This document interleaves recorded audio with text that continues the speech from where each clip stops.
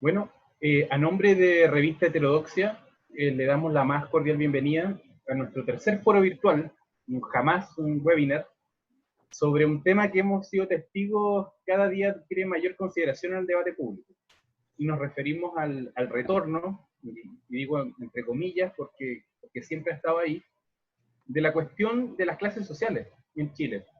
Cómo se estructuran, cuáles son sus contornos, cómo se distribuyen, a qué se refiere el concepto de clase media, cómo se comportan a la luz del estallido, revuelta social y la pandemia, etc. Para ello, hemos invitado a dos ilustres en la materia, a quienes les doy los agradecimientos desde ya. Me refiero al sociólogo Carlos Ruiz Encina, académico del Departamento de Sociología de la Universidad de Chile, doctor en estudios latinoamericanos de la misma casa de estudios y presidente de la Fundación Nodo 21. Y a la socióloga Emanuel Barocet, académica del Departamento de Sociología de la Universidad de Chile, magíster en Historia y Civilización y doctora en Sociología de la Escuela de Estudios Superiores de Ciencias Sociales de París, Francia, y también investigadora del Centro de Estudios de Conflicto y Cohesión Social, CODE. La modalidad del foro comprende estas dos exposiciones de 25 minutos que se realizarán de manera sucesiva. Comenzaremos con la doctora Barocet y luego el doctor Ruiz, para finalmente abrir un espacio para preguntas y respuestas de las ciudadanas y ciudadanos que nos conforman hoy día nuestra audiencia, las cuales podrán ir haciendo por el chat sus preguntas mientras transcurren las exposiciones y que serán recogidas por el equipo de Heterodoxia. Les pedimos encarecidamente que puedan apagar sus micrófonos y cámaras para el desenvolvimiento fluido de la actividad. Por tanto, sin más, dejo con ustedes a la doctora Barocet. Hola, muy buenas tardes. Primero que nada, quería dar las gracias a la revista Heterodoxia por invitarnos acá y para tener este interesante panorama de viernes en la tarde, ¿no? Ya que no hay carrete.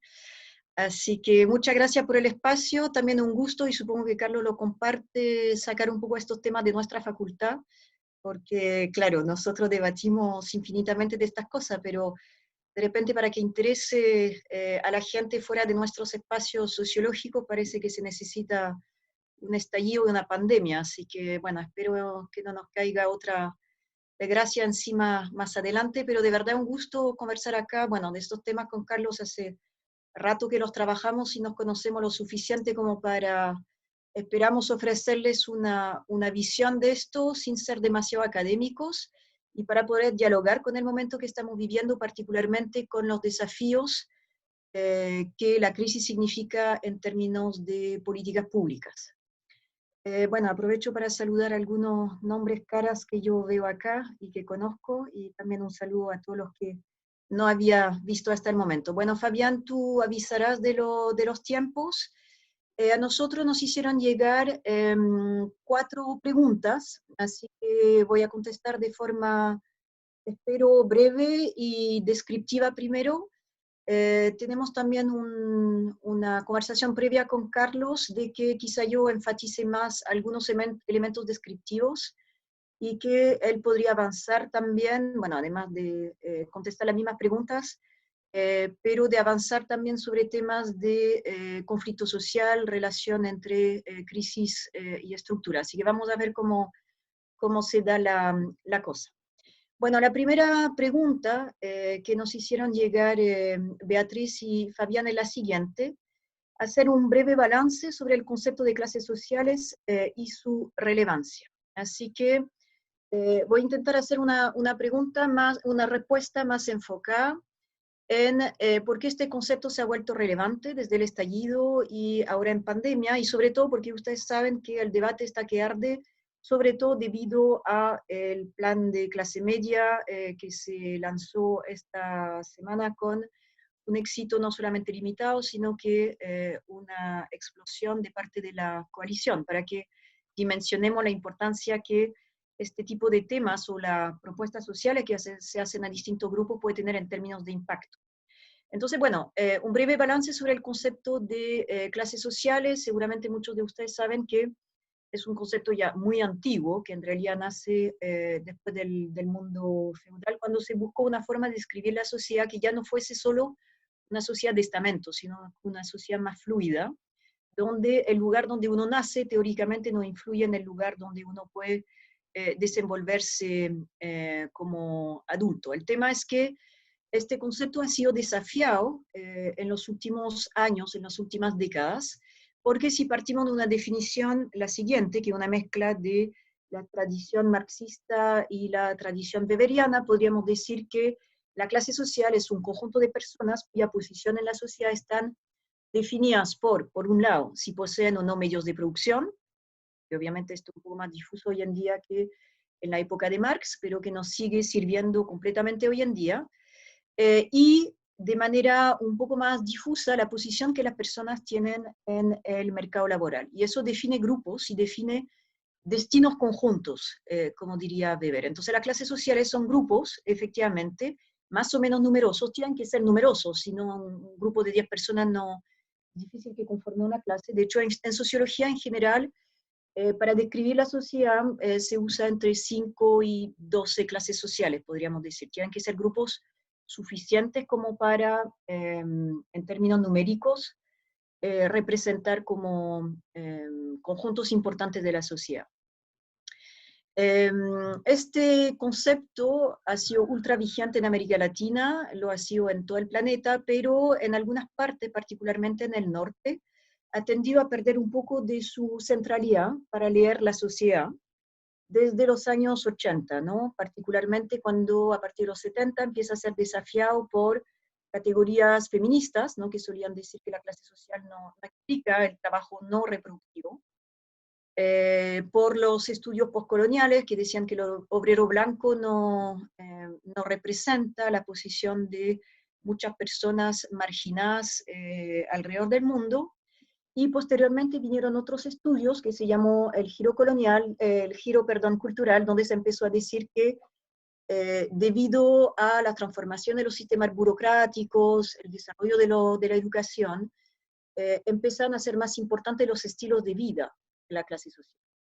Entonces hubo toda esta discusión y durante mucho tiempo se discutió de si la clase social había muerto. La discusión empieza en realidad en los años 50, después de si había vuelto en los años 90, de si era una categoría zombie. Bueno, todo se ha dado y hemos tenido como todas las discusiones posibles, ¿no?, en torno a esto.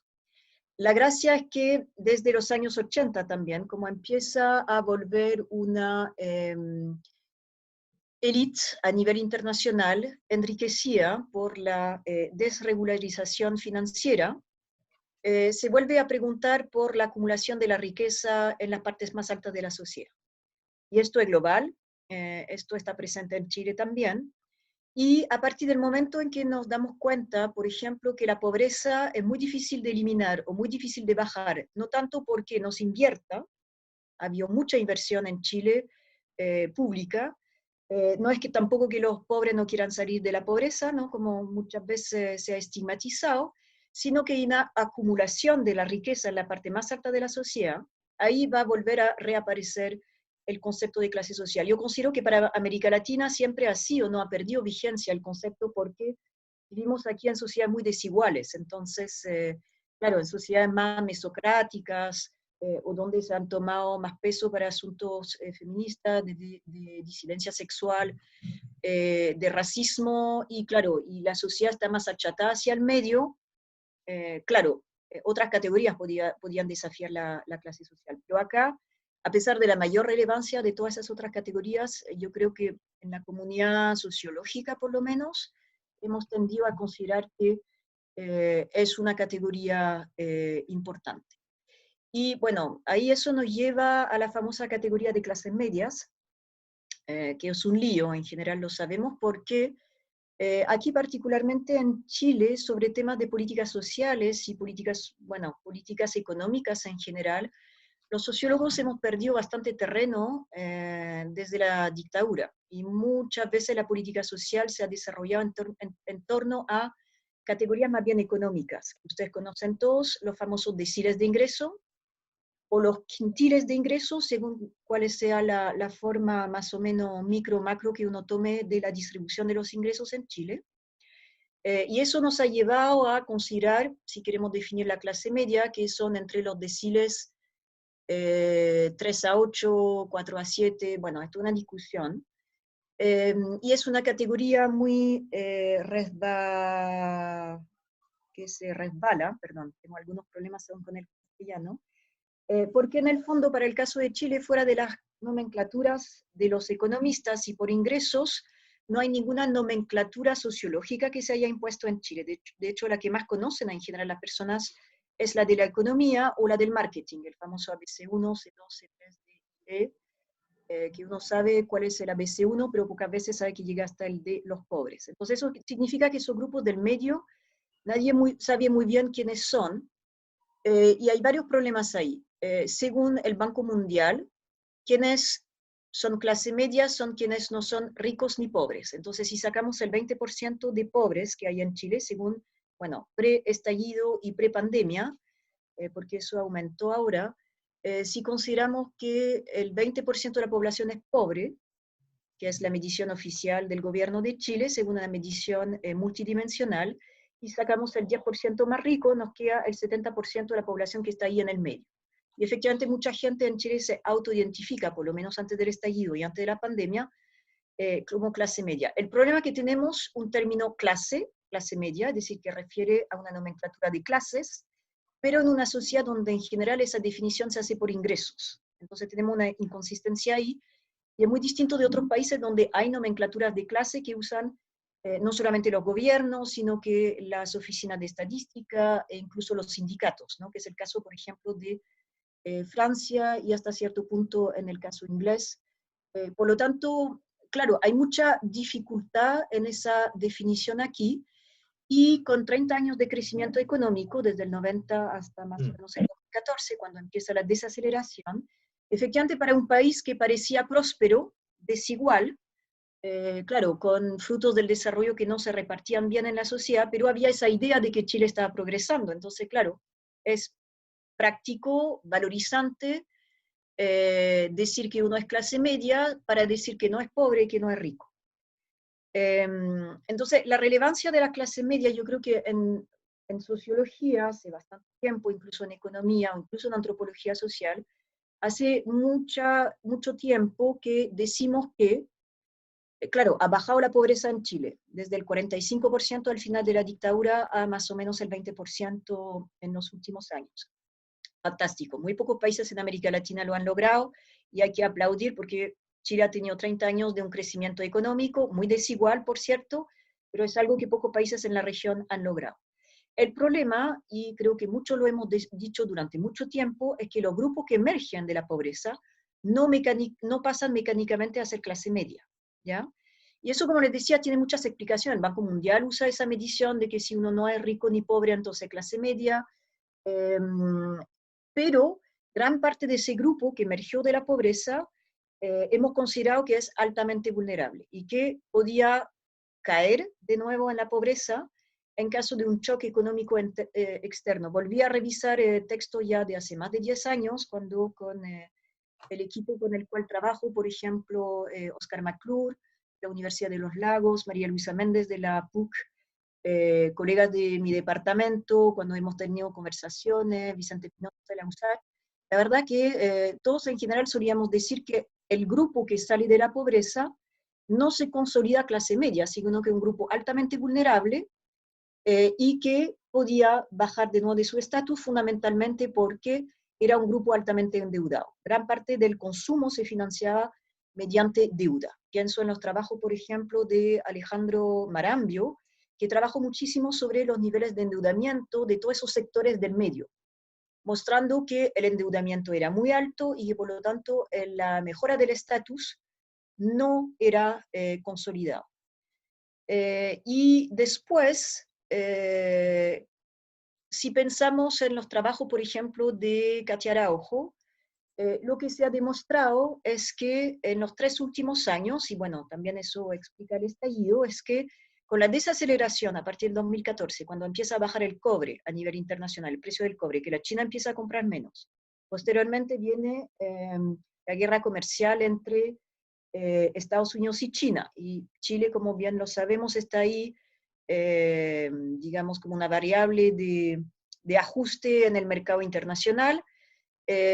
los chilenos empiezan a experimentar mayores dificultades y además el precio de una serie de bienes de consumo básico aumenta. Todos lo sabemos, benzina, arriendos, pero también precios de alimentos. Y esto se hace cada vez más difícil a lo largo de los 3 últimos años antes del estallido, por lo cual ahí se empieza de verdad a hacer la pregunta de cuán vulnerables son los grupos que emergen de la pobreza.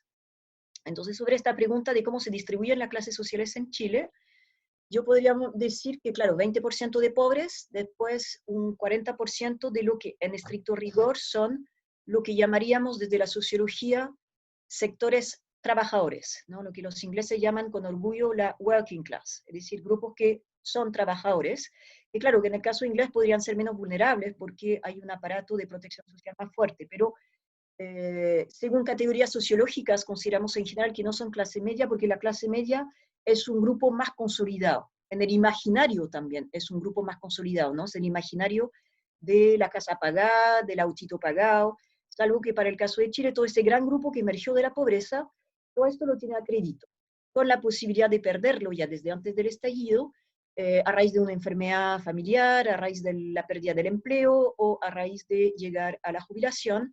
Y eso sabemos que también a partir del momento que empieza a llegar una primera generación a la jubilación con el sistema de AFP, en realidad se llega a sueldos de miseria, o sea, a ingresos de miseria. Lo otro que es complicado para definir clases medias en Chile sería que si uno considera la medición de la Organización de los Países, o sea, de la OECD, ¿no? Que es el Club de los Países Ricos, a los cuales extrañamente Chile llega hace unos 10 años atrás, si uno toma la mediana del ingreso para esos países, en general, los grupos que están alrededor de la mediana del ingreso son grupos bastante consolidados. El problema es que para el caso de Chile, si uno toma los grupos sociales que están alrededor de esa mediana del ingreso, están muy cercanos a la línea de la pobreza.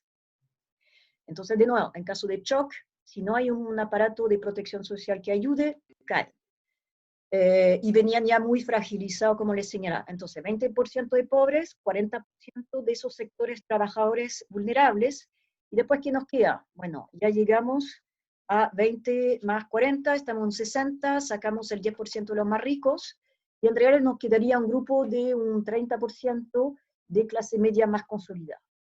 E incluso ahora, en caso de pandemia, estos grupos pueden resbalar, porque lo único que está protegiendo en caso de pandemia es el tipo de contrato que uno tiene. Y por eso lo que vemos es que, por ejemplo, en el sector público, donde se extiende tipo de contratos muchas veces más estables, aunque con sueldos más bajos, esto es lo que permite resistir a la pandemia, ¿ya?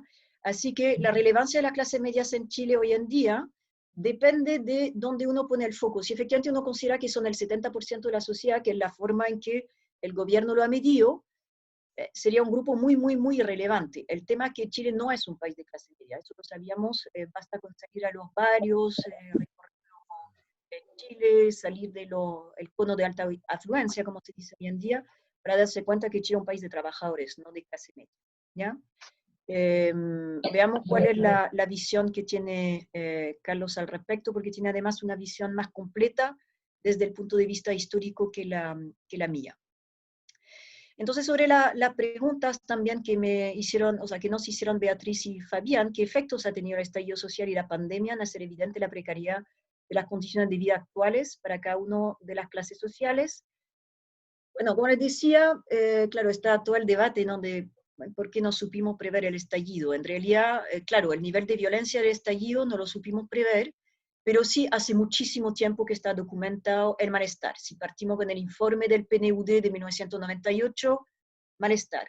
Todos los trabajos que vinieron posteriormente decían malestar, sea social, psicológico, los trabajos de Mayor, los trabajos de Katia Araujo, y se fue agudizando ese malestar. Los trabajos de Katia Araujo lo que muestran en los últimos años es que el precio para alcanzar el sueño no solamente ya era demasiado alto, sino que había que trabajar mucho más para llegar a eso, ¿ya? Entonces hay un desgaste psicológico, hay un desgaste de las familias para lograr mantener ese sueño, y el desgaste ya está claro desde el movimiento estudiantil del 2011. El movimiento estudiantil del 2011 dice la promesa de la movilidad social mediante educación no se cumple. la deuda que uno tiene que pagar es demasiado alta.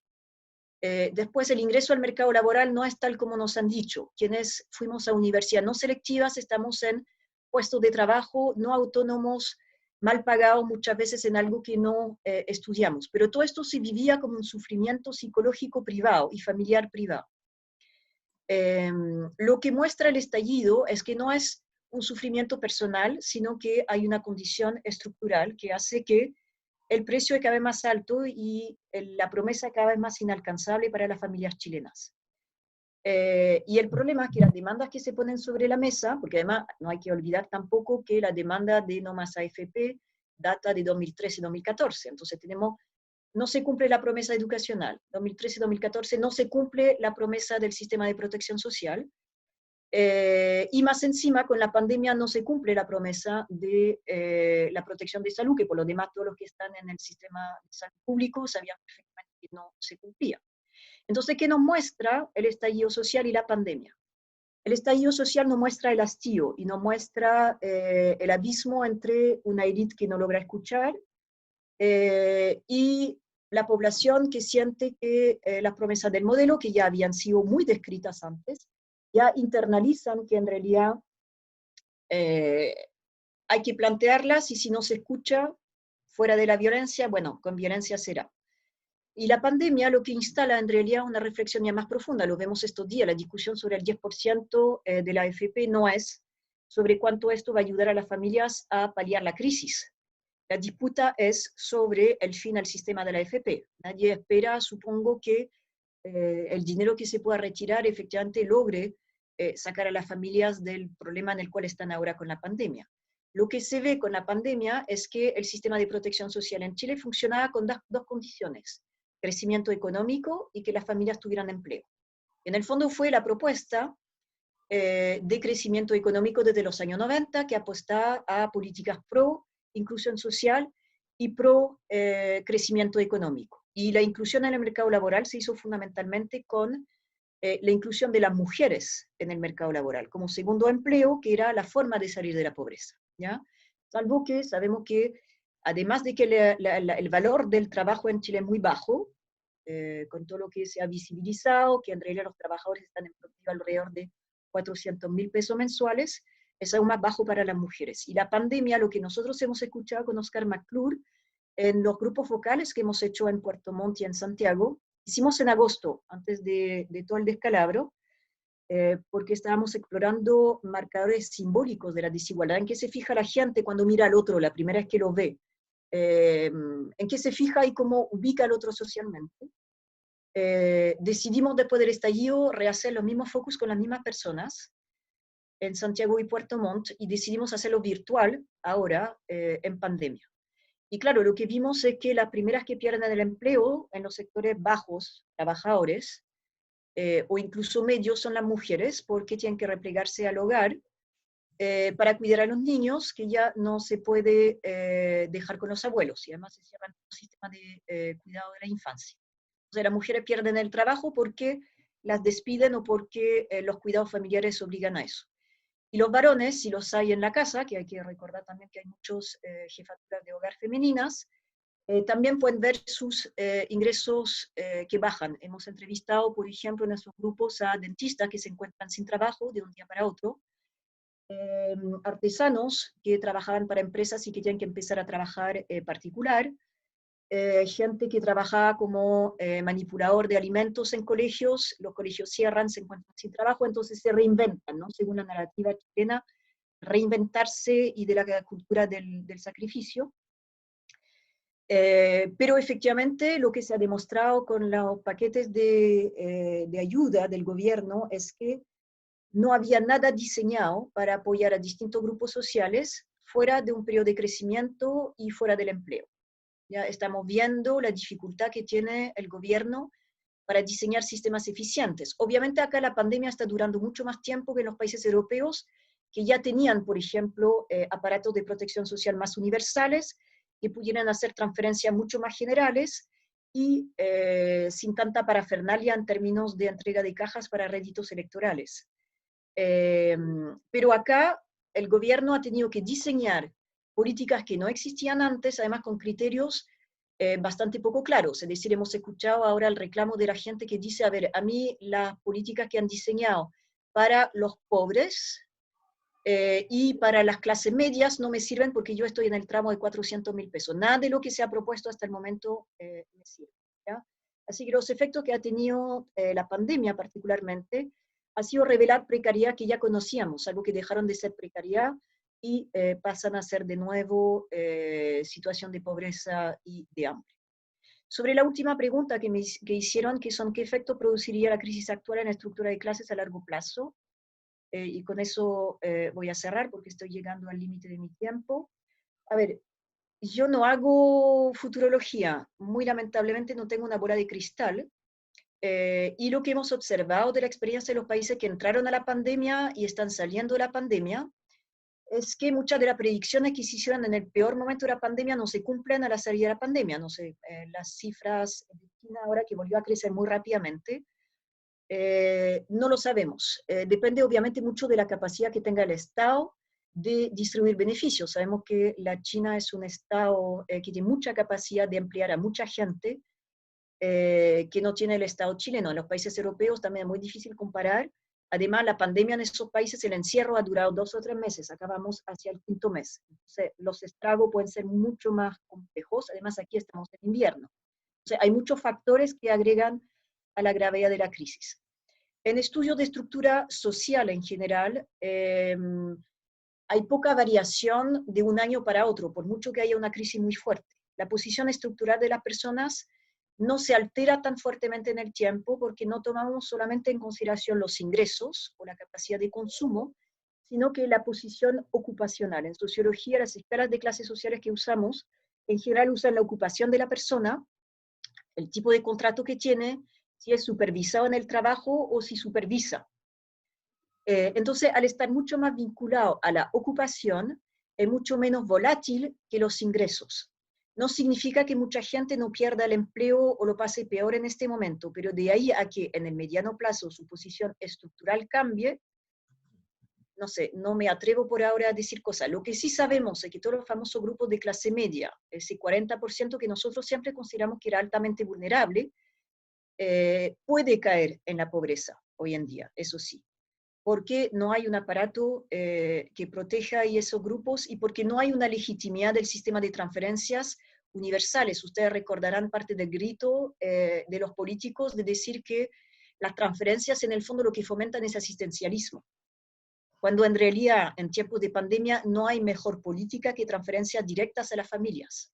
¿Ya? Eso se ha demostrado en muchos lados. Así que yo no me atrevería a hacer predicciones, pero como Carlos tiene estudios de mucho más largo plazo, particularmente la totalidad del siglo XX, quizá tenga un piso más firme que yo para responder esa pregunta.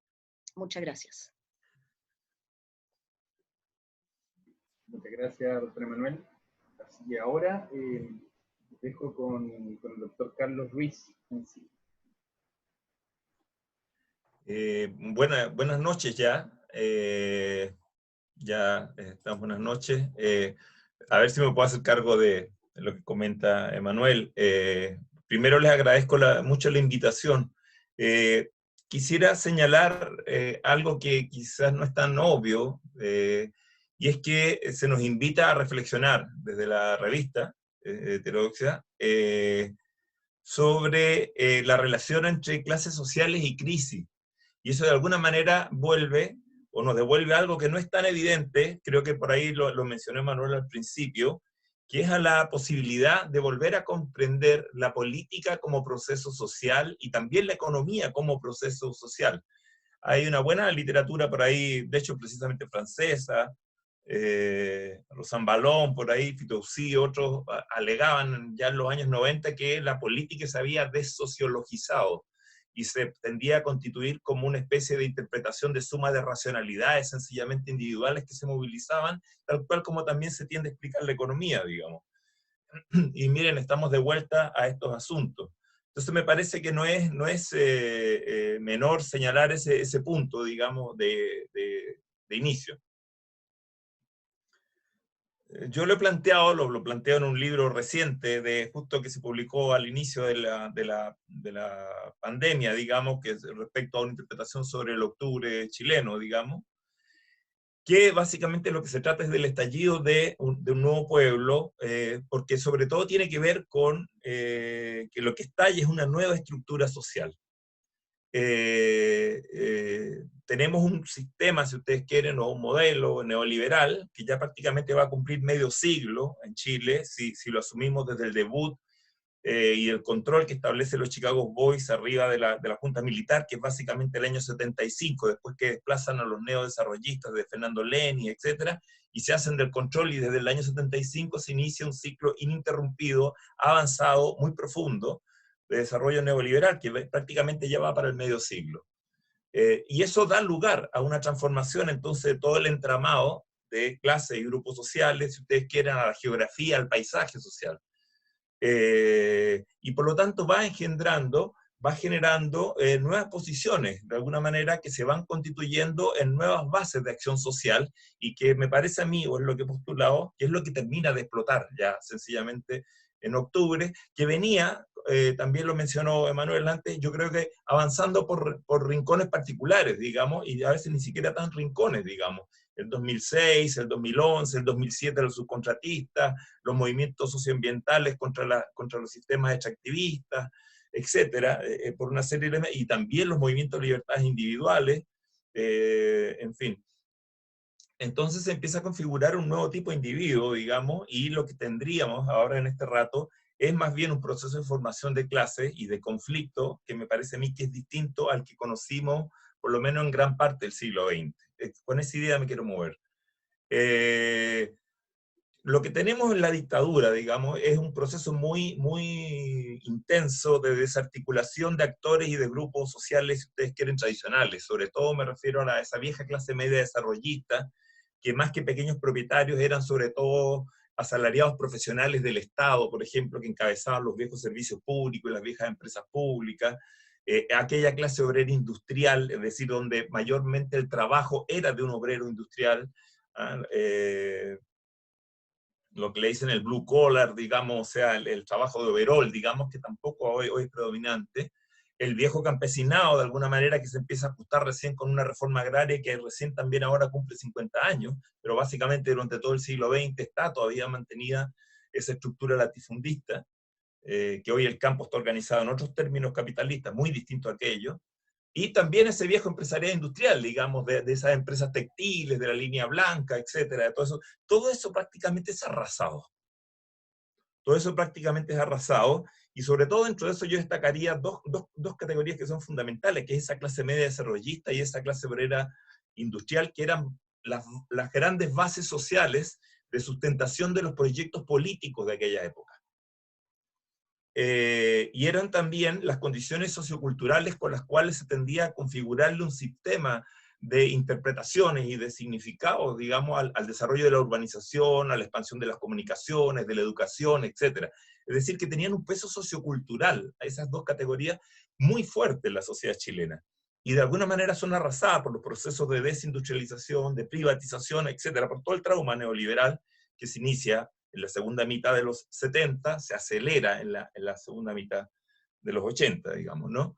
Y eso da lugar a un panorama social distinto, que muy a grosso modo, primero, yo diría que su primer rasgo, aquí voy a reiterar algo que señaló Manuel, es la concentración. Es la extrema concentración de la riqueza. Es una suerte de neoligarquización, digamos, la que se produce. En los años 90 tuvimos la paradoja, diría yo, aparente, porque no es paradoja, de que al mismo tiempo que disminuye la pobreza, se señalaba ahí de tasas de sobre el 40%, prácticamente baja a 3,5, 3,7, etc., 13,5, disculpe, 13,7, etc. Puede haber discusión sobre cómo la medimos, pero básicamente manteniendo mediciones internacionales tipo CEPAL para podernos comparar, llega a eso, en un ciclo expansivo de crecimiento enorme que ya no existe, estoy de acuerdo con eso y lo subrayo, de alguna manera, entonces se da esa disminución acelerada de la pobreza, al calor de ese ciclo de crecimiento que prácticamente son tasas irrepetibles en todo el siglo XX, Pero por otro lado, al mismo tiempo que disminuye la pobreza, aumenta la desigualdad. Lo que está diciendo eso es que en el fondo la fisonomía de la desigualdad, el patrón de desigualdad que explica la sociedad chilena, no es tanto entonces la pobreza, no es Haití, digamos, sino que es la extrema concentración de la riqueza, es decir, como un cierto sector de la sociedad prácticamente se arranca del resto y se va en un muro, se amuralla, en lo que en una perspectiva weberiana podríamos llamar cierre social, digamos, un cierre social elitario muy fuerte, y por lo tanto empieza a optar, a optar no porque los trae de antes, pero sí a profundizar modos de concentración, no solo de los ingresos y de la riqueza, sino también del patrimonio y de las oportunidades. Y empieza entonces a instalar ciertos recursos a partir de cerrojos que se establecen de tipo sociocultural y también de tipo político, en el cual intervienen ciertas dimensiones, y esto es muy importante para entender el malestar actual, de producción política de la desigualdad, y no tanto de competencia, es decir, no hay esa apertura al espacio meritocrático que profesa la ideología de dominio, digamos, y por lo tanto aquellas capas que se esfuerzan en cumplir y tomar el camino del mérito, después se dan cuenta que chocan con otras barreras, sencillamente, y por lo tanto ahí se constituyen ciertos malestares que son muy distintos quizás a los que animaban los conflictos sociales más relevantes del siglo XX. Entonces empieza a aparecer lo que por ahí algunos sociólogos han llamado una pobreza posmiseria, que no es la pobreza descalza, que no es el niño a pata pelada clásico, digamos, y también empieza a aparecer en el otro extremo esta nueva riqueza, que es una nueva riqueza que depende mucho más incluso sobre todo de patrimonio financiero y de ciertas restricciones que se instalan sobre todo en los regímenes de propiedad constitucionalmente establecidos, sobre, por ejemplo, las rentas de carácter primario exportador, digamos, ¿no? En el control de los recursos naturales. Lo cual tiene, esto estoy hablando entonces de un neoliberalismo que tiene mucho de mito y de realidad, es decir, una especie de neoliberalismo que es mucho menos de competencia de lo que dice que es, sencillamente, y tiende mucho más, en el fondo, a ciertos blindajes oligopólicos de una élite que es prácticamente impenetrable, ¿no? Eso empieza a marchar con anuencia de la política creciente, empieza a producirse una colonización empresarial de la política muy fuerte, empieza a haber una especie de puerta giratoria, digamos, entre altos cargos empresariales y altos cargos políticos, y no es casual entonces que de alguna manera el estallido, lo que llamamos el estallido, de alguna manera se revela de una forma en que no se reconoce en las identidades políticas que por lo menos protagonizan el ciclo político anterior, que es el de la transición. Es decir, de alguna manera explota por igual frente a, por decirlo de alguna manera, a las élites del sí y del no.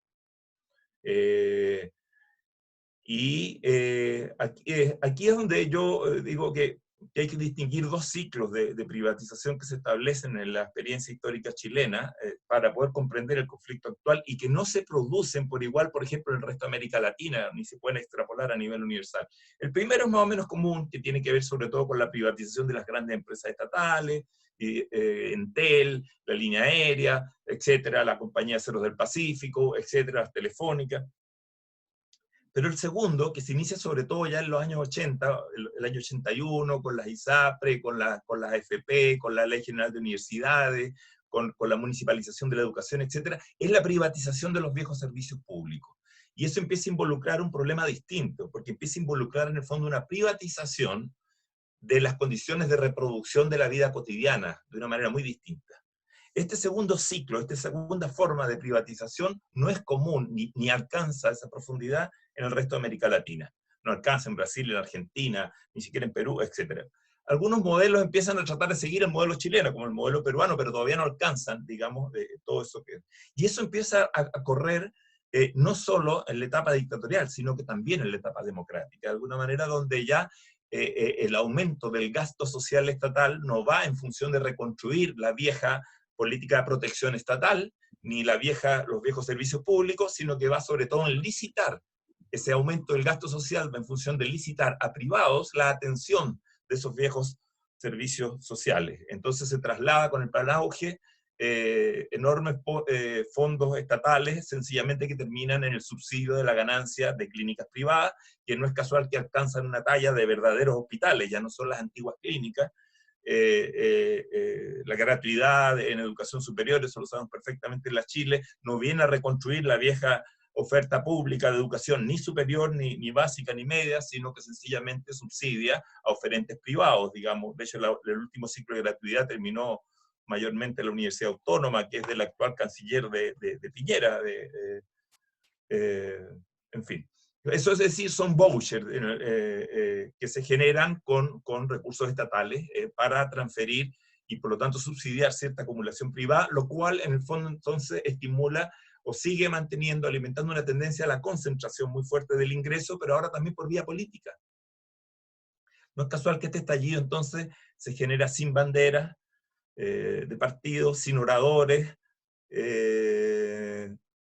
sin representación también, de algún modo, y en un momento también de una crisis de legitimidad elitaria muy fuerte, una crisis de legitimidad elitaria que no solo apunta a las élites políticas, también a las élites empresariales, judiciales, eclesiásticas, militares, etc. Yo por ahí lo decía, se salvan los bomberos nomás de este asunto, y por lo tanto, claro, lo que estalla, más que clases sociales organizadas, digamos en este caso, más bien en términos de proceso de construcción o de formación de clase que hay que estudiar, y en este sentido estoy de acuerdo con Emmanuel que no se pueden hacer predicciones, esos procesos se estudian en caliente, sencillamente, en la medida en que pueden fructificar o no fructificar. Lo que estalla más bien, entonces, es una especie de reacción antielitaria, por eso yo lo llamaba de un nuevo pueblo, en el sentido de la contraposición pueblo-oligarquía, en el sentido clásico de oligarquía de poder de pocos, digamos, y por otro lado, una condición socialmente muy heterogénea. Y aquí es donde es importante entonces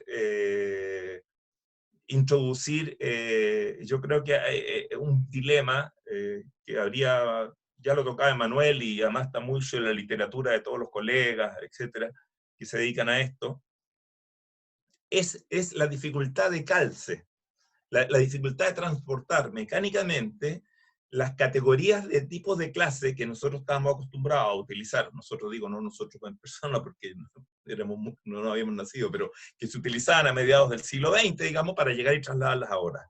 Entonces, si uno quiere ver una clase obrera en este rato chocando, se da cuenta que las identidades que presiden al conflicto que está estallando a partir del 18 de octubre no son los sindicatos. De hecho, alcancé a estar por ahí en contacto con los colegas latinoamericanos y lo primero que nos preguntan es eso, ¿no? Pero, ¿y por qué no van delante de esto los sindicatos, los grandes gremios del empleo público? No, porque está ahí un individuo que demanda un nuevo reconocimiento porque está sometido a nuevas formas de diferenciación social que tienen que ver con este tipo de privatización extrema de la vida, que cobija procesos de individuación forzada, también se mencionaron acá, y que por lo tanto no encuentra un anclaje en las viejas formas de organización, en las viejas formas de representación, en las viejas formas de relación que tenían aquellas categorías sociales con los partidos políticos, etc. Y por lo tanto lo que está pugnando es por una redefinición de alguna manera histórica y grande de la política. O sea, el régimen del político de la transición prácticamente está acabado. Y no es casual, yo no estoy comentando ninguna noticia nueva aquí que se exprese en este abismo gigantesco que hay entre política y sociedad, ¿no? El déficit gigantesco de representación política, tenemos las tasas de participación electoral más bajas de América Latina, bajo el 50%, es una caída de participación electoral que prácticamente no varía desde del voto obligatorio hacia el voto voluntario, es decir, es una caída que prácticamente sigue en caída libre, básicamente hacia abajo. Los politólogos hablan de una disolución de las lealtades políticas duras, es decir, crece cada vez más el voto cruzado, por ejemplo, de la gente que vota. Digamos, voto por el candidato presidencial de tal alianza y por el candidato parlamentario de la otra alianza, sencillamente, es decir, son identificaciones blandas. La política no confronta proyectos de sociedad, más bien alternativas de administración, etc.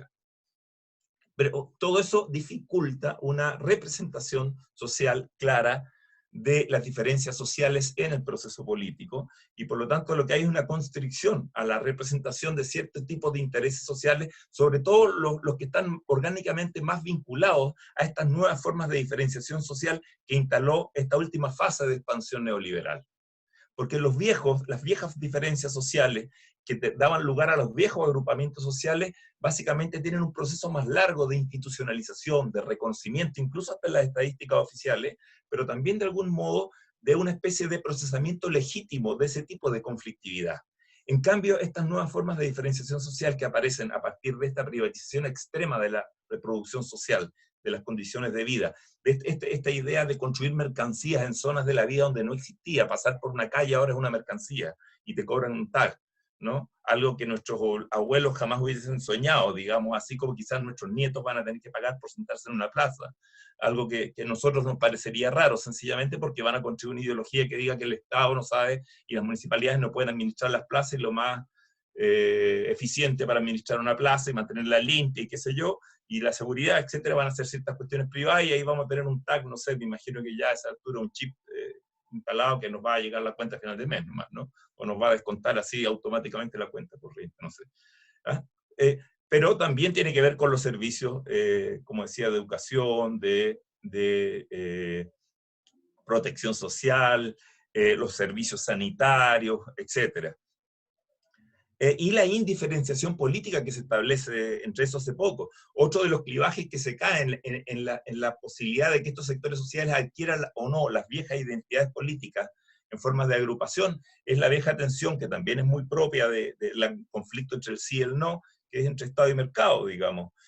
Lo que pasa es que este Estado, que sigue proliferando hacia adelante, entonces no va en detrimento del mercado, es decir, a más Estado no hay menos mercado, sino que a más Estado sencillamente hay un subsidio estatal para esa acumulación privada. Por lo tanto, este individuo, ¿no?, hoy no recibe una oferta de más Estado como la panacea, sencillamente, que pueda resolverle sus problemas, como habría sido quizá un proyecto de izquierda de hace 50 años atrás, sino que lo que va a preguntar es, a ver, ¿qué Estado? Sencillamente. Y por otro lado, además, un individuo que aparece con una especie de conflicto que desborda también, yo diría que los viejos idearios, los viejos proyectos de izquierda, sobre todo en la medida en que al lado de demandar derechos sociales universales, lo cual implicaría cierta constricción estatal de las zonas de mercantilización de su reproducción social, por otro lado, por lo tanto, por ahí podría haber más Estado, por otro lado, a la misma vez, en el mismo minuto, en el mismo proceso en que marcha, digamos, está reclamando mayor autonomía individual, digamos, sencillamente, y la demanda de autonomía individual, lo sabemos, es una demanda con la cual históricamente a la izquierda le ha costado mucho lidiar, digamos. De alguna manera, en el siglo XX, desde las prácticas de izquierda, a nivel planetario, la libertad individual era de alguna manera un costo a pagar en nombre de la igualdad, sencillamente. Hoy este individuo no lo va a aceptar, sencillamente. No lo va a aceptar. Va a pedir libertades sexuales, va a pedir, etcétera, y por lo tanto se redefinen de alguna manera los límites que se establecían desde las viejas clases sociales en términos de la frontera entre lo privado y lo público. Aquí no estoy usando privado y público en la distinción Estado-mercado. Aquí, cada vez que decimos lo privado pensamos que es el mercado, y cada vez que decimos lo público pensamos que es el Estado. No, sencillamente lo público como el espacio, la plaza, la polis, sencillamente, y lo privado, bueno, la vida cotidiana de este espacio en que esa tensión se va a redefinir de alguna manera y va a implicar, en el fondo, elaborar horizontes de emancipación mucho más complejos, y en torno a eso creo que se van a definir o no las posiciones de constitución de clase que puedan correr al alero de este tipo de ciclo de conflicto que se empieza a abrir, que a mí me parece que proyecta mucho más demandas ya de empezar a abrir la historia del siglo XXI, propiamente tal, que de seguir reproduciendo la historia del siglo XX, sencillamente. Y en ese sentido, Chile, que expresa un modelo de neoliberalismo avanzado, también se convierte en un laboratorio que no en balde concita gran atención, digamos, en esto. No es casual que en plena pandemia, para referirme también a las preguntas que iban hacia acá, incluso estas modalidades insisto, yo lo he llamado en mi libro Capitalismo de Servicio Público a esto, porque esta modalidad de subsidio estatal a la acumulación privada llega al punto, por ejemplo, en el FOGAPE, yo lo contaba un poco lo mismo que hizo el Lago con el Plan Auge y que hicieron otros con, en fin, la gratuidad, en fin, que no fue gratuidad, que son vouchers. Bueno, fíjense que un fondo estatal social de emergencia que supuestamente va a socorrer en medio de una pandemia, ¿ah?, de un virus que la propia especie humana todavía no sabe lidiar con él, de alguna manera, que va entonces a tratar de garantizar las cadenas de pago, digamos, sobre todo en las áreas más volátiles de esa economía, que son la pequeña y la mediana industria. Entonces tomo ese gasto social estatal de emergencia, pero lo pongo en manos de la banca privada para que lo administre. Es decir, no, la ejecución del gasto social estatal en áreas como, insisto, la salud, la educación, etcétera, la infraestructura, la sanitaria, bueno, en este caso ahora también la emergencia contra la pandemia pasa por la entrega a ciertos monopolios, oligopolios, estructuras oligopólicas de la economía, para que sencillamente la administren a su arbitrio, sencillamente. Entonces la banca privada adquiere un poder para discriminar sencillamente dónde entrega y dónde no entrega ese fondo, ese gasto estatal de emergencia. De ese modo se explica esta extrema concentración de la riqueza, no de otro, insisto. Y en el fondo eso remite a relaciones sociales o a correlaciones sociales de fuerza, de carácter histórico que se han constituido en el último tiempo, que son las que básicamente están estallando. Si ustedes más encima de eso le ponen que esa banca presta con interés ese dinero, presta con interés ese dinero, que es un dinero que además es de nosotros mismos, de alguna manera, ¿no? Es una especie de explotación redoblada, es una especie de explotación redoblada como la que hay, por ejemplo, en la AFP, ¿no?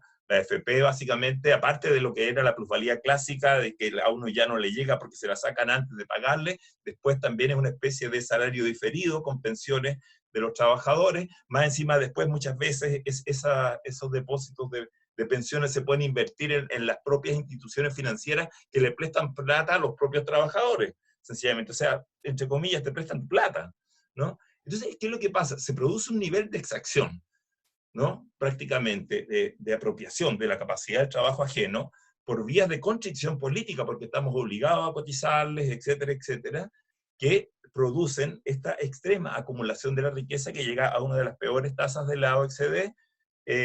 Básicamente, para eso se utilizan indicadores, bueno, Manuel fue abundante en algunas técnicas, digamos, el coeficiente Gini, que es bastante discutido, pero que empeora o resiste, pero por ahí hace poco French Davy, el economista, señalaba que incluso si se pudiese incluir ahí más bien el problema de la acumulación de patrimonios de tipo financiero, que son mucho más volátiles, la desigualdad que estimamos se vería pero con creces superada, sencillamente desde el clásico coeficiente Gini. De hecho, Piketty y otros han intentado unas aproximaciones mucho más duras a este tema, sencillamente, porque las variantes de financiarización son mucho más determinantes, entonces la configuración de las nuevas diferencias sociales, de la nueva diferenciación social. Una diferenciación social que, insisto, no tiene nombre, que no es nombrada, y que por lo tanto es fuente de malestares que también son mudos para la política, para una política que a su vez es media sorda, ¿no? Y entonces, por lo tanto, estalla desbordando los canales de procesamiento de conflicto. Termino con esto nomás, de alguna manera. De alguna manera digo, Marx, ¿en qué sentido? Esa frase que al final dejó para el quebradero cabeza de todos los que venimos después, digamos, ¿no? No hay clases sin lucha de clases, ¿no? Entonces las clases no son una especie de derivados económicos que se pueden sacar sencillamente por taxonomías de ingreso y 3 o 4 variables, sino que de alguna manera el propio proceso de conflicto es en torno al cual se pueden constituir aquellas condiciones que uno podría agrupar estadísticamente, pero que son posibles de constituirse o llegar a constituirse en clase, porque no mecánicamente, no hay nada teleológico que diga que tiene que llegar a ser clases, sencillamente. Entonces aquí con esto voy al último tema, que es el tema de las clases medias, digamos. Con ese ciclo de crecimiento muy fuerte que se da en los años 90, sobre todo con altos precios de los commodities afuera, una inserción primaria exportadora de Chile muy anterior a la del resto de América Latina, una serie de factores que tienen que ver con eso.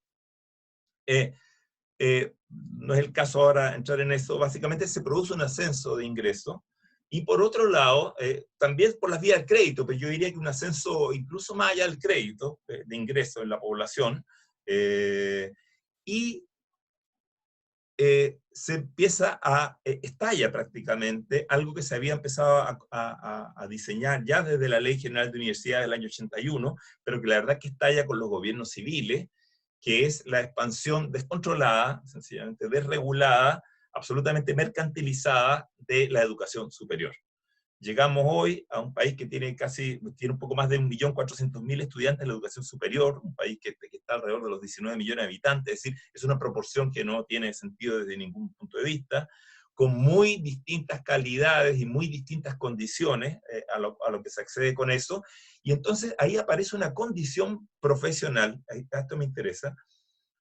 señalar, yo lo desarrollo bastante, digamos, ahí lo he escrito, en que se tiende a interpretar culturalmente de la forma en que hay una tradición que le asigna significaba eso hace 50 años. Hace 50 años adquirir una condición profesional en muy alta probabilidad implicaba un ingreso a una clase media con un peso sociocultural, político, con una cantidad de seguridades muy importante en términos de su proyección y de la capacidad, como decimos nosotros los sociólogos, de autorreclutamiento de las propias generaciones dentro de la misma condición social, es decir, una condición sociodemográficamente estable, digamos, que realmente constituían una clase.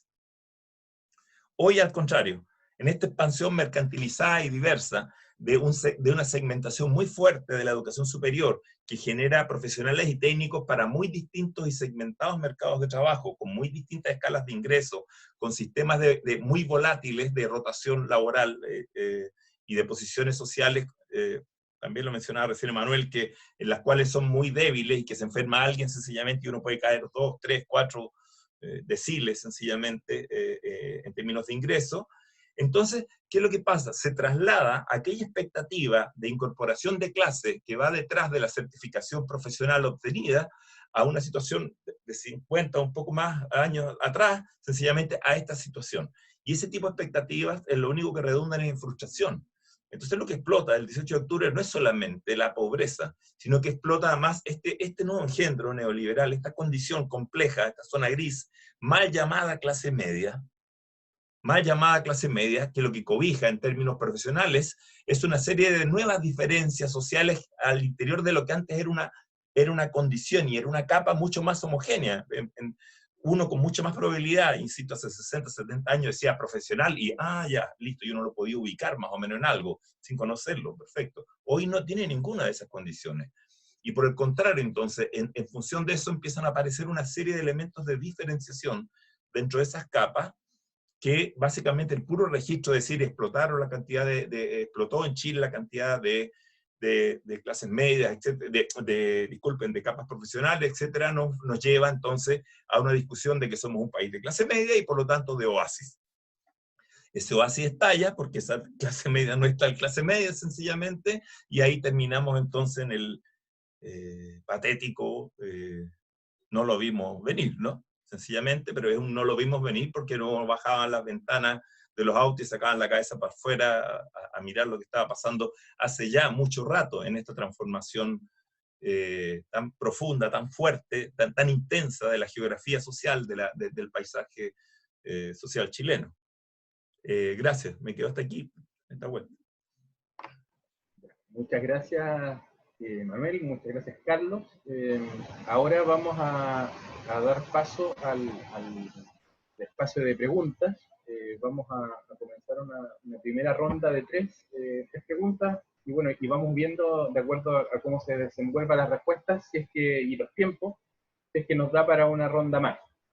Las tres preguntas van para Emanuel y Carlos, por lo tanto van sirven para ustedes dos. La primera pregunta de Marcos Muñoz: si es posible que emerja una recomposición de los valores, bienes e instituciones colectivas partiendo por las identidades de clase en la individuación post-pandemia. La segunda pregunta es: ¿qué elementos permitirían definir el nuevo sentido de identificación de las personas que formarían parte de este nuevo, comillas, pueblo? De Francisco. Ignacio pregunta si es que se puede hablar en Chile de la existencia de la clase social precariado. En caso de que sí, ¿qué diferencias tendría con el precariado de otros países, como, por ejemplo, el caso de Inglaterra? Así que dejo a Emanuel primero que responda las preguntas y luego acá. Bueno, muchas gracias por las preguntas. A ver, entiendo que hay cierta relación entre la primera y la segunda pregunta. A ver, igual, de nuevo, sé que mucha gente quisiera saber qué va a pasar, pero no tengo bola de cristal. Entonces, eh, decir para dónde irían recomposiciones es muy difícil en los tiempos actuales. No sé, pienso en otros lados donde, no sé, las recomposiciones de repente llegan de los lugares menos esperados. Ya vimos el caso de Estados Unidos recientemente, que saltó de nuevo al tema racial, a un nivel que nadie se esperaba en este momento. Y está marcando la pauta en las elecciones de noviembre. En el caso de la Unión Europea, el caso Greta Thunberg impactó fuertísimo y todas las últimas elecciones han estado marcadas con un nuevo clivaje de protección del medio ambiente. Entonces, y son cosas que eh, han sido bastante difíciles de prever, ¿ya? Entonces, estamos en una etapa de alta movilidad de las agendas políticas, como lo señalamos creo tanto Carlos como yo, de las identidades individuales y de las identidades colectivas. El problema que tenemos en este momento, y creo que Carlos lo señaló, es que nuestras identidades en este momento están fragmentadas, ¿ya? Porque sabemos que si yo les pregunto a cada uno de ustedes qué es lo más importante, cómo se define, es probable que exista con amigos en un bar gay, no sé, lo que se va a poner sobre la mesa es su identidad sexual. Si están en una protesta del 1 de mayo, es probable que sea su identidad laboral. Entonces es como mucho más fluido que efectivamente, como decía Carlos, de 50 o 60 años. Además, no hay representaciones colectivas, no hay sindicatos que nos hablen, no hay partidos que nos hablen individualmente a determinados grupos. Por ejemplo, le recuerdo que en su discurso del 1 de mayo del 2014, perdón, se me fue su nombre, la presidenta de la CUT. Bárbara Figueroa. Claro, Bárbara Figueroa, gracias Carlos, le habla a los trabajadores y a la clase media, o sea, hasta la CUT está como abarcando todo por si acaso, ¿no? Porque también hay trabajadores que en ese momento les será más grato que les digan clase media que trabajadores. Entonces, sobre si es posible que emerja una recomposición grupal o que permitiría definir nuevas formas de identificación, creo que tenemos que aceptar que todo esto es fragmentado. Quizá la catástrofe climática o la catástrofe sanitaria no van a obligar a redefinir prioridades, pero no creo que sean grupales. Porque como bien lo señaló Carlos, estamos en una etapa hiperindividualizada, mental, social, socialmente, y además el problema es que cuando nos proponen respuestas, y ahí les recordaré la respuesta de los chilenos a la propuesta de transformación del sistema educacional chileno, ¿no? Todos nos sorprendimos con la aparición de la CONFEPA, es decir, podemos decir sí, queremos educación gratuita, pública, laica, de calidad, pero en el momento en que nos dicen, a ver, así lo vamos a hacer, ¿ya? Su hijo va a ir a la escuela que el Estado le diga, y ahí nadie está de acuerdo. No, yo no quiero porque mi hijo no quiero que se mezcle. Ustedes recordarán todo lo que escuchamos. Entonces, claro, podemos tener un clamor generalizado ahora de que queremos mejor protección social, que queremos grupos que nos defiendan, que nos representen, pero en el momento que nos propongan soluciones es muy probable que no estemos de acuerdo con ellas. Entonces, sobre las dos primeras preguntas, la verdad que me cuesta un poco decir por dónde podría venir la recomposición. Y respecto de la tercera sobre precariado, a ver, yo entiendo que necesitamos categorías, y de hecho, bueno, también me hago cargo de una pregunta que está en el chat, ¿no? Que por ejemplo ahora se usa términos como conos de alta afluencia. Esto no es incompatible con el lenguaje clásico de la sociología o con el lenguaje clásico de la economía. Yo creo que, bueno, Carlos y yo, por ejemplo, hemos transitado por todos estos lenguajes, y no es que sean excluyentes los unos de los otros, es decir, uno puede perfectamente hablar de precariado, y por lo demás es una categoría, yo entiendo que viene de Castel, el historiador francés, para hablar de cuando la clase media consolidada emplea en Europa, particularmente en Francia, empieza a volverse más frágil con la descomposición del Estado social. hablar de precariado desde esa perspectiva en América Latina no hace mucho sentido porque acá siempre ha habido precariado. La condición laboral en América Latina es precaria por definición, excluyendo Cuba quizás. Entonces, precariado sí es atractivo, pero desde la forma en que se usó en Europa inicialmente a la forma en que queremos hablar de grupos vulnerables, creo que vulnerabilidad a sectores populares no sirve perfectamente en Chile. Gran parte de la fuerza laboral en Chile históricamente ha sido altamente vulnerable y precaria. Entonces, no encuentro que de repente nuevas categorías nos ayuden, o lo que se señala en el chat también del cono de alta afluencia, podemos perfectamente traducirlo. Son sectores de élite y clase media acomodada con altos ingresos, ¿ya? Entonces, no es que no dialoguen esa perspectiva, solo que cambian según el objeto de estudio que tenemos. Por ejemplo, yo no tengo mayor problema en dialogar con las categorías del gobierno en este momento. Dice que la clase media son los hogares que ganan entre 600.000. No hay problema en hablar de eso. Es solamente que tenemos que acostumbrarnos. Creo que hasta la altura del partido nadie considera que su categoría o la forma en que trabaja es la forma hegemónica con la cual se debería describir la realidad social chilena. Eso diría. ¿Yo? ¿Fabián? Ahora, Carlos, Ya. puedes responder. Sí, voy a partir al revés también, pero el tema de las categorías también, yo estoy de acuerdo con Emanuel y creo que el traslado de categorías a la situación en general, no solo chilena, sino latinoamericana, es bien compleja. Sobre eso hay una literatura larga desde los años 60, de cómo se trasladaban esas categorías para acá, digamos. De hecho, hoy, por ejemplo, incluso las formas de medición que tenemos, que nos entrega el INE y otras cosas más, son bien complejas. Por ejemplo, la vieja separación entre el trabajo dependiente y el trabajo independiente, que daba lugar al asalariado versus al emprendedor, etcétera, etcétera. Si ustedes se fijan, hoy, por ejemplo, un trabajador puede en la mañana tener media jornada y ser asalariado, en la tarde funciona de otro modo, etcétera, y es porque es por un emprendimiento forzado, no porque lógicamente le convenga, o puede estar...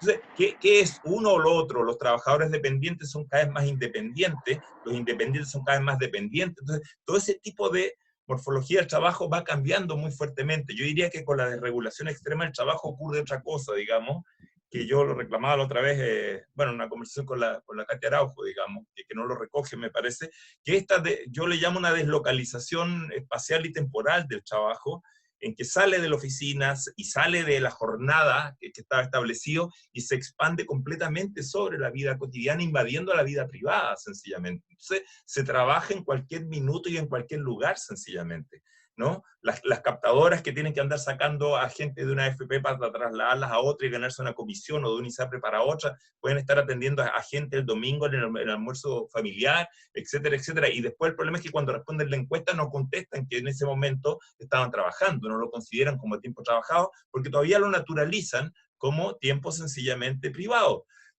Y aquí yo les ponía el ejemplo antes del uso todavía de la categoría profesional a un encaje de una realidad neoliberal en donde ya no puede ser utilizada con la vieja, con el viejo sentido, con el viejo significado. Ahora les voy al tema del tema temporal y espacial del trabajo.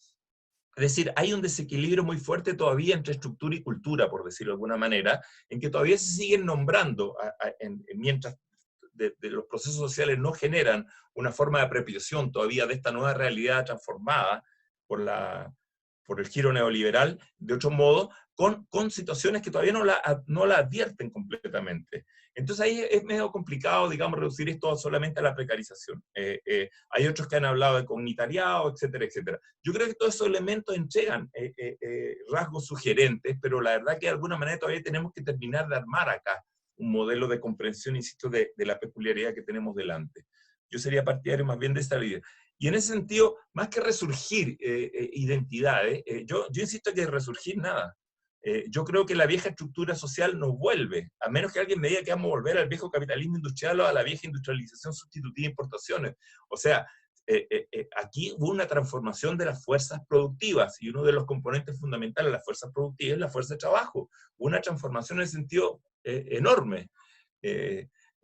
Prácticamente de dimensiones de modo de producción. Entonces, no corresponde la misma estructura social, es imposible esperar por la vieja estructura de clase. Yo creo que incluso mucha izquierda esperó, en la medida en que relevó sobre todo el factor coactivo durante la dictadura, el factor represivo, esperó que básicamente el viejo movimiento obrero se iba a recuperar con la transición y no advirtió que el otro factor que lo desarticulaba no era solamente el factor coactivo o represivo, sino el factor de la transformación estructural. Por lo tanto, después ese movimiento obrero no volvió nunca más con la transición, cuando ya se había eliminado el factor coactivo como factor de explicación, sencillamente. Entonces, insisto, aquí hay un problema de necesidad de apropiación de las nuevas condiciones. Esa es una demanda tanto a los sociólogos, a las capas intelectuales, como también, ojo, al activismo social y también a las representaciones políticas. Yo lo he dicho en otros lados, o sea, yo creo que la izquierda y el Frente Amplio y otras cosas tienen el taxímetro corriendo hace rato respecto a este proceso que viene emergiendo con mucha fuerza. Entonces aquí, ¿dónde ubicar el observable? El observable, desde el punto de vista en que estamos sentados, por lo menos los dos que estamos aquí invitados hoy a hablar, digamos, ¿no? ¿Desde dónde mirar? Lo que tenemos es el registro de conflictos. Tenemos un registro de conflicto, y aquí yo pondría en discusión también una cuestión que señalaba la Katia Araujo, pero que la idea de la no existencia de un ser neoliberal. Yo creo que aquí lo que empezó a aparecer sí es ese individuo neoliberal. Entonces, que de alguna manera expresa entonces nuevas fuentes de conflicto social y nuevas fuentes de malestar cultural que no son prácticamente encajables en la forma en que estaban expresadas las formas de polaridad social y política del siglo XX. Empieza a plantear otras, sencillamente. Y ahí es donde hay que ajustar y, por supuesto, renovar las utopías de emancipación. Los cambios, como les decía, en el trabajo, los cambios en los sistemas de reproducción social, la forma de mercantilización y privatización extrema en la reproducción social, todo eso empieza a abrir una serie de conflictos que son nuevos. Entonces, no más que el resurgir de identidades, aquí hay un proceso de construcción de nuevas identidades. ¿Y en qué medida eso van a ser o no procesos de formación de clase? Yo aquí, a ver, no sé, Manuel, voy a ir un poquito más lejos, voy a jugar, de repente voy a tirar unos dados. No es que no tenga la bola de cristal, como dijo Manuel, sino que yo creo que esa es una pregunta que está mal hecha, porque nos acostumbramos, de alguna manera, a un esquema determinista sobre estas situaciones. Lo que se constituyen son situaciones posibles, en las cuales pueden madurar procesos de formación de clase, pero a la medida que están sometidas a relaciones de enfrentamiento, tienen un enemigo, tienen una alteridad, pues vuelva a la frase de Marx, no hay clase sin lucha de clase, en el cual el otro va a buscar impedir que esas condiciones de formación de clase florezcan, sencillamente, y se constituyan. Entonces, de alguna manera, los procesos de formación de clase son permanentemente cambiando en una dialéctica de confrontación histórica. Las clases no se constituyen de una vez y para siempre, sino que sencillamente las relaciones de dominación entonces alteran las propias condiciones de formación de clase. En este rato, al revés, lo que ha surgido es un proceso expansivo de formación de esas identidades y de maduración y de articulación de esos procesos. ¿Qué fisonomía va a terminar de adoptar? Ahí no hay respuesta posible. Ahí lo que tenemos que hacer es estar observando lo que está ocurriendo en los conflictos para ver qué tipo de procesos y fisonomías van a madurar sencillamente y cuáles son sencillamente efímeras. Sencillamente están de paso y reventaron ahora, pero no van a conducir mucho más allá. Yo tengo la impresión de que en esto hay mucho de abrirnos a un proceso de constitución de un ciclo histórico distinto. Por eso yo he señalado con mucha fuerza que no hay vuelta atrás. De alguna manera es parecido, aunque coincidan, con la década del 20 del siglo pasado, cuando la vieja dominación agraria y su estructura de clase, digamos, viene haciendo caso, y vienen esos locos años 20, en los cuales están estallando una serie de formas culturales y también de vida urbana, etcétera, que empiezan a arrojar una serie de dinamismos políticos, culturales, económicos, etcétera, de una sociedad un poco más urbana, digamos, y que empieza a constituir nuevos liderazgos, nuevos procesos de organización y nuevos procesos identitarios. Yo creo que nosotros estamos en ese sentido situados de nuevo ante una disyuntiva histórica de esas características, y creo que no es de lenta resolución. No es de lenta resolución, por el contrario, yo creo que va a tomar bastante rato, puede tomar posiblemente toda esta década. De hecho, el conflicto constitucional que se ha abierto como una oportunidad de, por decirlo de alguna manera, constitucionalizar la salida del neoliberalismo, puede abrir muchos horizontes no es un tema solamente que tenga que ver con los corpus legales, sino que de alguna manera es la posibilidad de plantearnos el problema de la determinación sobre el modelo de desarrollo. Y eso también va a tener incidencia en las condiciones de formación de clase. Eso. Ya, vamos a hacer una última ronda de preguntas. Disculpa de antemano de que llegaron hartas preguntas y algunas con bastante comentario, por lo tanto esas posiblemente vamos a tener que dejarlas quizás para otro foro, nos inspiran como retroalimentación. Así que la voy a hacer. Ya, la primera de Rodrigo dice, hace poco la clase media, en mayoría votó por Piñera. Él le reclama a Piñera que los tiempos mejores no fueron, y más ahora que su estado desvalido.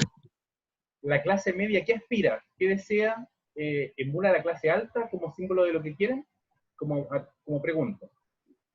También para Emanuel y Carlos.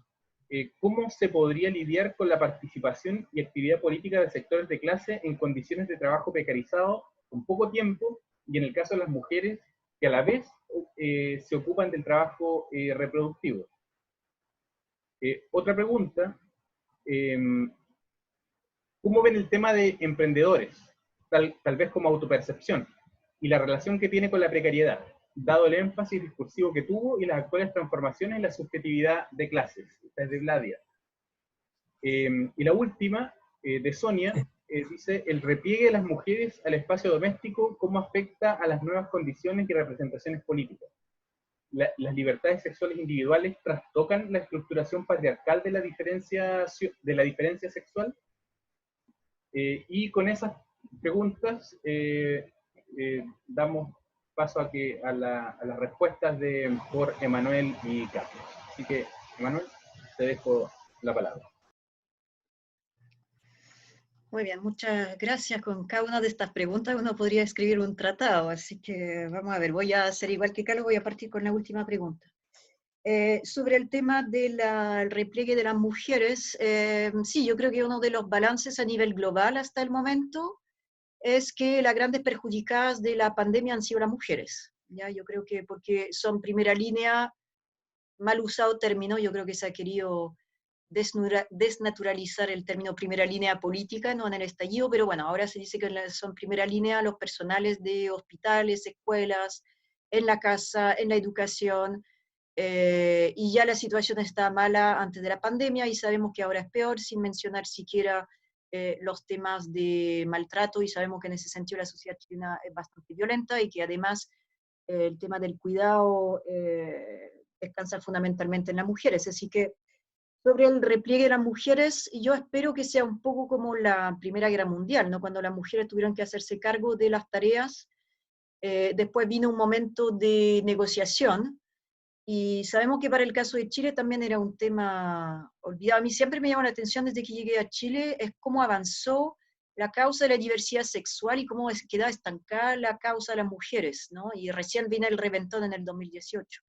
Así que sí, no tengo mucho más que decir sobre esto en este momento, porque yo no soy especialista en género, hablo solamente desde lo que nos contaron las personas que entrevistamos en Santiago y Puerto Montt y lo que he podido leer a nivel global. Pero sí, el grupo más afectado, laboral, psicológica y en su integridad física son las mujeres en el tiempo de pandemia. Así que muy malas noticias en general. No digo que los hombres no estén afectados en las disidencias sexuales, ¿no? No sé, tengo estudiantes que hacen un lindo trabajo, por ejemplo, sobre los sindicatos de trabajadoras trans, claro, que viven una situación muy, muy crítica en este momento, así que, pero como grandes grupos, sí, la situación no es muy buena. A ver, la pregunta sobre el tema de Piñera, a ver, yo creo que uno de los grandes temas sobre lo que se llama clases medias, de nuevo, que en realidad son varios grupos, hay un grupo de más consolidado, que son también lo que decía Carlos, ¿no? De los profesionales que han logrado mantener su estatus a pesar de la transformación del sistema educacional, y claro, está el resto después de ese gran grupo precario, vulnerable, trabajador. A ver, estos grupos, es lo que ha mostrado la literatura y lo que hemos podido ver acá en Chile, son pragmáticos. De hecho, no muchos votan, ¿ya? Sabemos que los últimos presidentes de la República han sido elegidos con minorías, no con mayorías. y los que votaron en general votan por una promesa de crecimiento económico. Son grupos altamente pragmáticos. Y su lealtad con el gobierno de turno, a menos que estén inscritos en un partido político, pero sabemos que también el número de militantes hoy en día es bajísimo, incluso el grupo de afines es bajísimo. Si la condición de crecimiento económico decaen, no hay ninguna lealtad, ¿ya? Lo más importante para estos grupos es cierta estabilidad económica, así que no hay ningún problema en que esos grupos hayan desertado del apoyo a Piñera, al gobierno, y de hecho yo creo que lo que vemos en la discusión del 10% ahora es que es una tensión en el sistema político chileno. Los parlamentarios tienen que tomar decisiones a nivel de país, ¿no? Definen las leyes. Sin embargo, son elegidos, y son elegidos fundamentalmente por una minoría, y con los sistemas clientelares, de una minoría necesitada.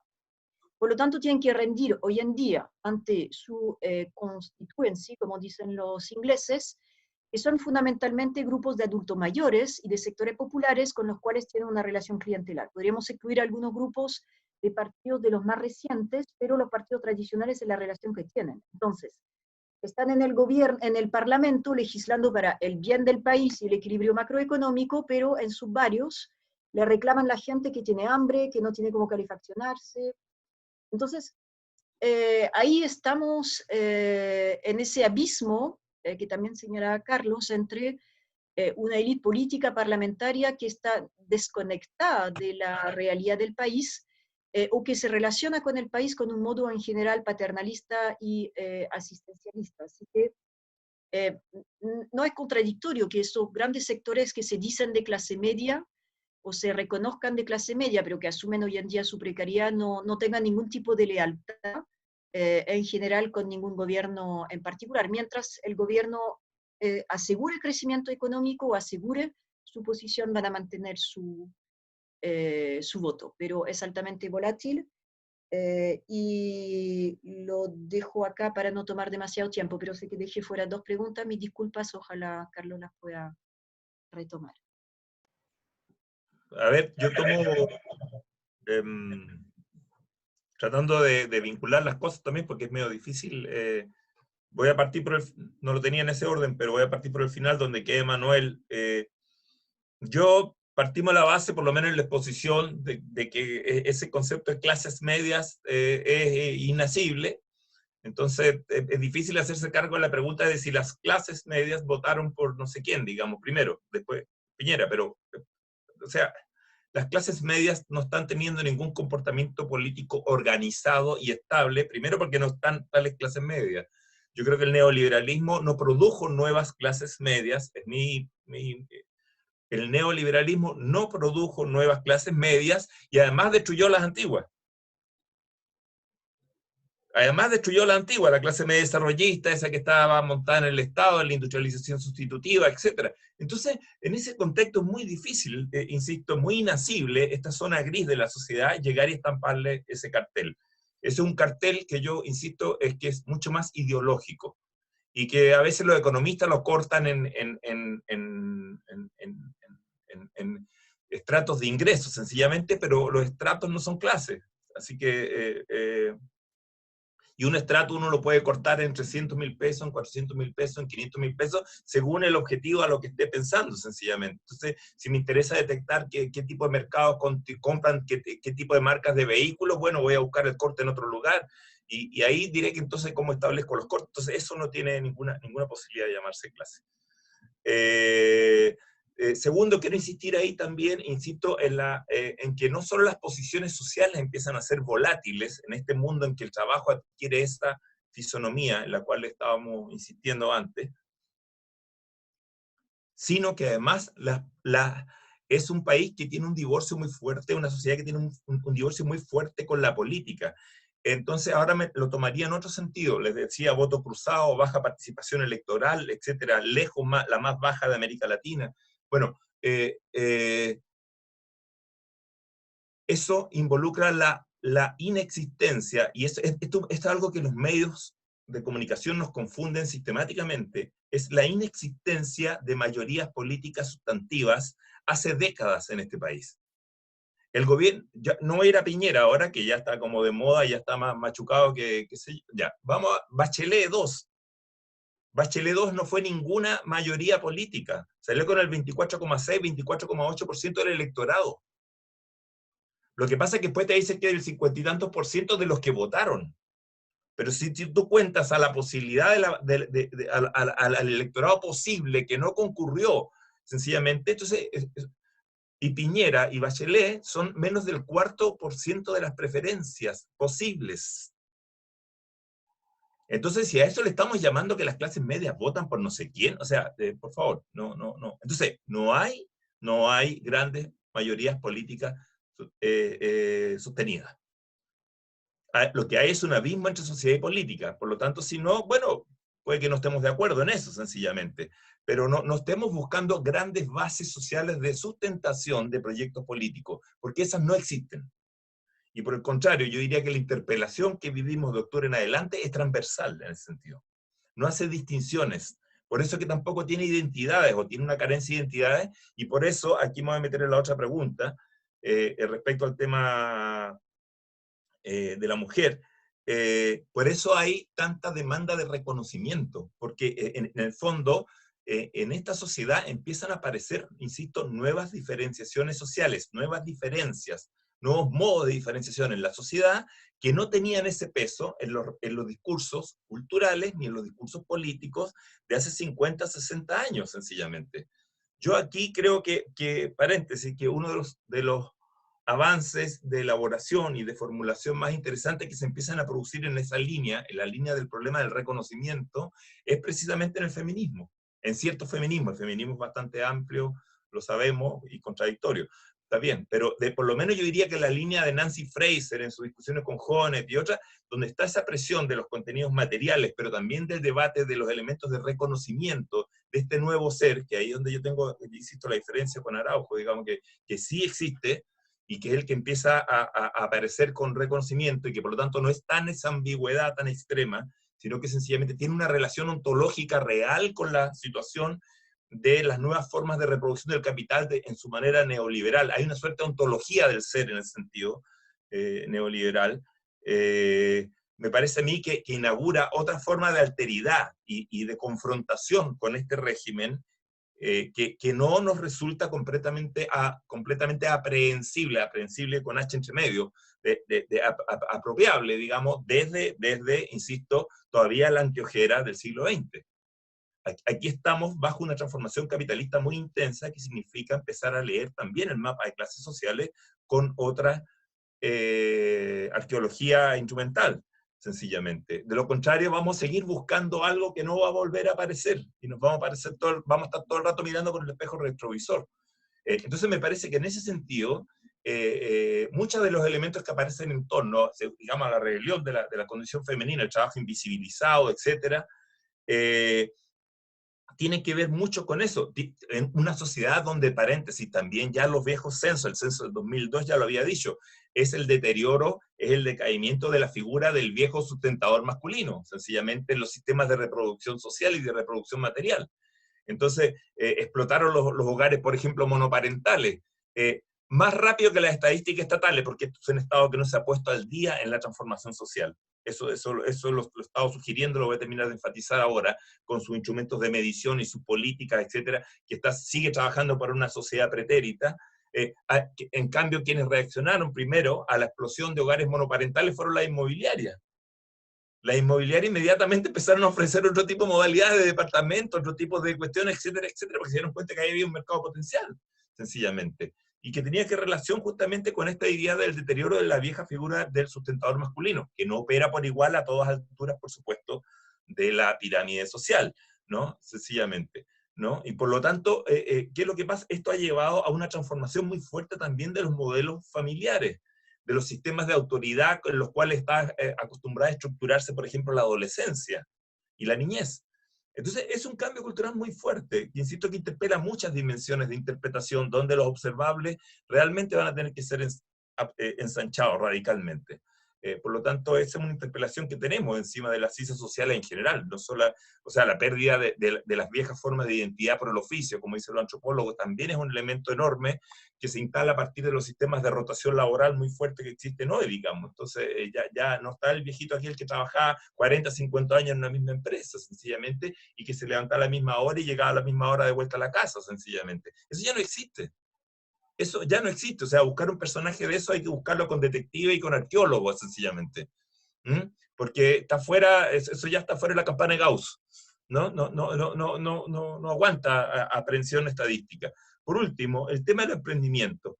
Yo lo que insisto es, en una sociedad con estos niveles de concentración, fíjese usted que esta es la paradoja del neoliberalismo chileno.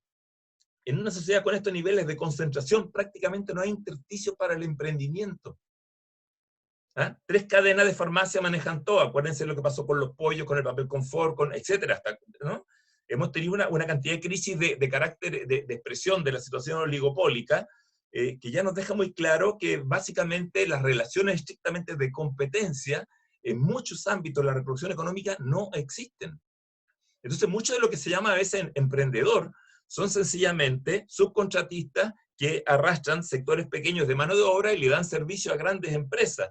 Y se trata muchas veces, y más de la mitad de estos emprendedores en el fondo, lo que son viejas externalizaciones de de esas grandes empresas matrices que sencillamente trasladan los costos hacia afuera, en seguridad, en limpieza, las cajeras de los supermercados, etcétera. Ahora, aquí es donde viene de nuevo el desajuste de los instrumentos de medición. Entonces llegamos nosotros con nuestra encuesta y le preguntamos, ¿y usted para quién trabaja? ¿A la cajera, por ejemplo, o a la persona que está haciendo la limpieza ahí en el mall que tenemos ahí en la esquina, en Macul con Grecia, ¿no? Y va a decir para Cencosud, ¿no? Y resulta que no, que trabaja por empresas subcontratistas. Recuérdense el conflicto del 2007 entre los trabajadores subcontratados y los trabajadores contratados. Era un conflicto entre trabajadores contra trabajadores, porque son nuevas fracciones sociales que se empiezan a instalar y a proliferar en esta modalidad neoliberal, sencillamente que empiezan a rastrear otras formas identitarias. Entonces, hay un proceso de transformación a todo nivel de la estructura social, insisto. Ojo, paréntesis, que la transformación neoliberal también tuvo, de esto hemos hablado menos, arriba también tuvo lo que se llamó una transformación del mapa de la extrema riqueza, que también fue bastante violento, y que de alguna manera se ha consignado de Fernando Daza en adelante, digamos, por una serie de cursos de transformación. Entonces, no es casual que con esto termino, que este neoliberalismo, digamos, donde se supone que sería el paraíso del emprendimiento, deja muy pocos intersticios para emprender, sencillamente, porque la monopolización de las oportunidades es muy grande. No es casual entonces que esos sectores explotan de manera tan fuerte y que sus maneras, entre comillas, de emprender es tratar de construir unidades de subcontratación para pegarse a unidades más grandes donde lo que hay no es una relación de mercado, porque la simetría en la cual yo podría negociar con una pequeña brigada de gente que hace guardia en un mall contra Cencosud, digamos, no hay relaciones de mercado, hay una fijación unilateral de precios, que ahí no hay oscilación de oferta y demanda, sencillamente. O sea, si me reviven a Adam Smith en este momento y ve Chile, me va a decir, esta cuestión es cualquier cosa menos el liberalismo económico que al que yo escribí, sencillamente, ¿no? Bueno, hemos concluido nuestro tercer foro virtual. Agradecemos a nombre de Heterodoxia a Emanuel, a Carlos por participar. Agradecemos a la audiencia que nos acompañó hasta el último minuto de este foro. Les invitamos a revisar nuestra página web de heterodoxia.cl, a seguirnos en redes sociales. Estamos en Twitter, en Facebook y en Instagram también. Solo nos falta TikTok. Así que, y para que puedan seguir los números que hemos desarrollado, las columnas, y estén atentos y atentas a las siguientes actividades y foros que desarrollemos, que se vienen algunos muy, muy interesantes. Así que muchas gracias, que tengan buena noche y un bonito inicio de fin de semana comprendiendo todas las circunstancias en las cuales nos encontramos como país. Gracias a todos. Gracias. Buen fin de semana a todos.